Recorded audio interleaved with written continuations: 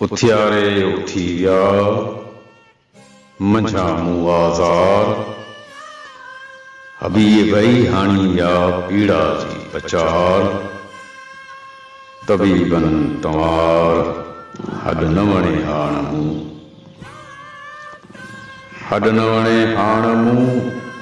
वेजन जो विसाल, हिन मुंहिंजे हाल हबीब ई हादी थियो, हबीब ई हादी थियो, रहनुमा राहत पीड़ा न्याई पाण से लाए ॾेई लत, सुपेरियां सहत ॾिनम मजा ॾुखंदे, और ॾुखंदो थिए हादी जंहिं हबीब, तिरो तफ़ावत न करे तंहिंखे को तबीब, रहनुमा रकीब साथर सेहत सुपरी, साथर सेहत सुपरी आहे न आज़ार, मजलिस वेर मिठो थिए कोठी दे कहार, खंजर तंहिं खूब हणे जैसी थिए यार, साहिब रब सत्तार सोझे रबू साहज,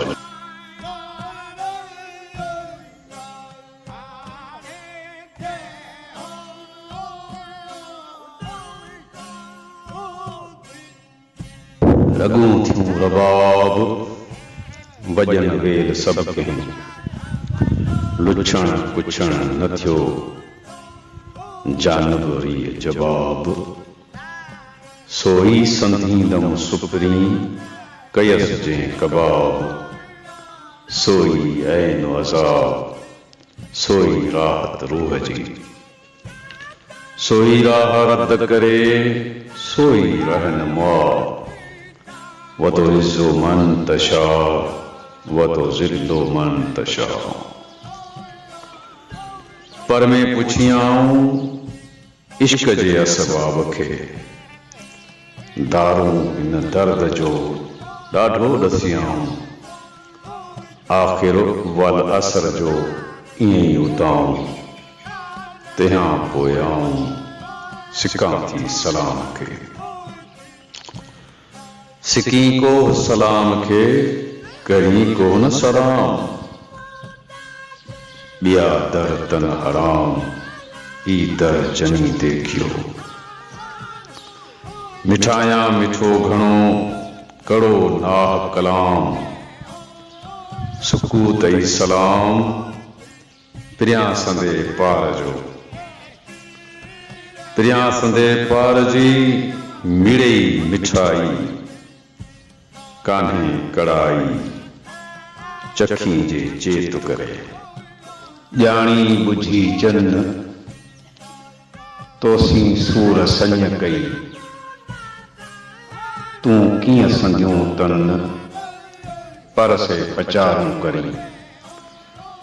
तो जनी जी तात तन पुण आहे तुंहिंजी, फज़्कुरनी अज़्कुरकुम हीअ परूज बात, हथ काती गुड़ वात पुछण पर प्रिय जी, हबीबन हेकार मंझा महर सद कयो, सो सभु जमार ओरण इहो ई थियो, पाबोहे हेकार मुहां पुछियो सजणे, अलस्त बे रब्बिकुम चयाऊं जंहिं वार,